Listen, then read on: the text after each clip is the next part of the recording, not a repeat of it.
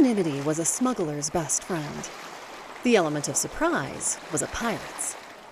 As things stood, Captain Casperion Helmrud had no hope of being successful in either occupation. The charred, blackened hull of his ship, the Petrel, was immediately and unmistakably recognizable. The wooden boards groaned and creaked as the vessel rolled with the waves. The seas in this part of winter were known for being treacherous and temperamental at the best of times, and the salty spray added a layer of chill to the already biting wind. Casper pulled his jacket tighter around him as he adjusted his stance on the prow. The water ahead was empty of other vessels, which was how he usually preferred it. Most days. He felt a familiar presence over his shoulder. "Any news, Jem?" His friend and first mate mirrored his stance beside him, crossing his arms and bracing his long legs wide. The wind ruffled his dirty blonde hair, which was almost translucent in the muted sunlight. "Nothing yet, Captain. I've had Short John and Richards taking shifts in the nest, but there's been no sign of any ships." Casper frowned.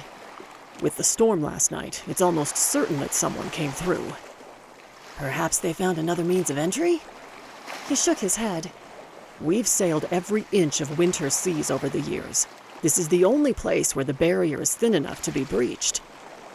Casper looked at the tall, jagged rocks that towered like menacing giants over the water, unmoved by the crashing waves that pummeled them.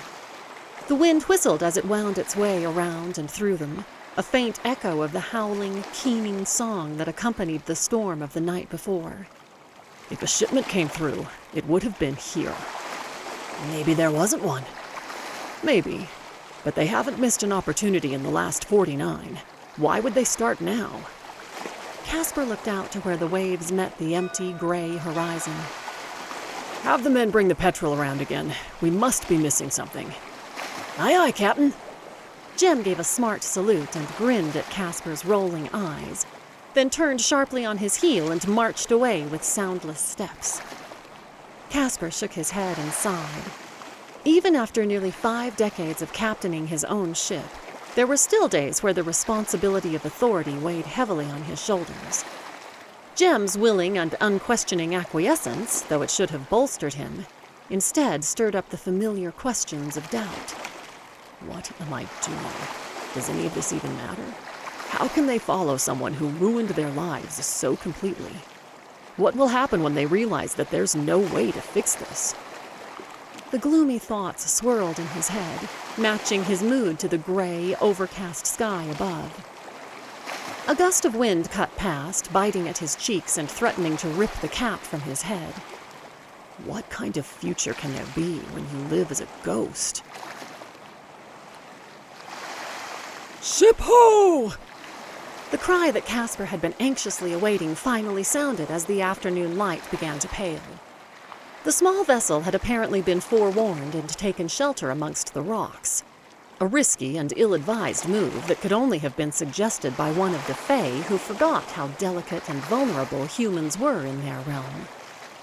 As the Petrel made a final circuit around, the little merchant ship was spotted making its escape out to the open waters. "Your orders, Casp?" Jem called from his place at the helm. "Pursue," he answered confidently. "The wind is in our favor this evening, and we should be able to catch them before nightfall." His crew scurried across the deck as they prepared the ship to change course. The sails snapped loudly before billowing out as they caught the wind, and the wood creaked and groaned as the Petrel picked up speed. Casper moved to stand at his customary spot over the bowsprit. His ship was not the fastest, and in the desolate waters of winter, there was no way to conceal their approach. The crew of their quarry had doubtless already spotted them. There was also no way to disguise the burnt wood and tattered sails of his ghastly-looking vessel. And if this batch of smugglers was anything like the rest, they already knew who it was that pursued them. But even without anonymity or the element of surprise, Casper had something even better. Fear. Hi, I'm Tawnya Rollingson. I hope you enjoyed this narration of Sarah Beran's Winter of the Wandering Wind. If you'd like to listen to more, check out the link below.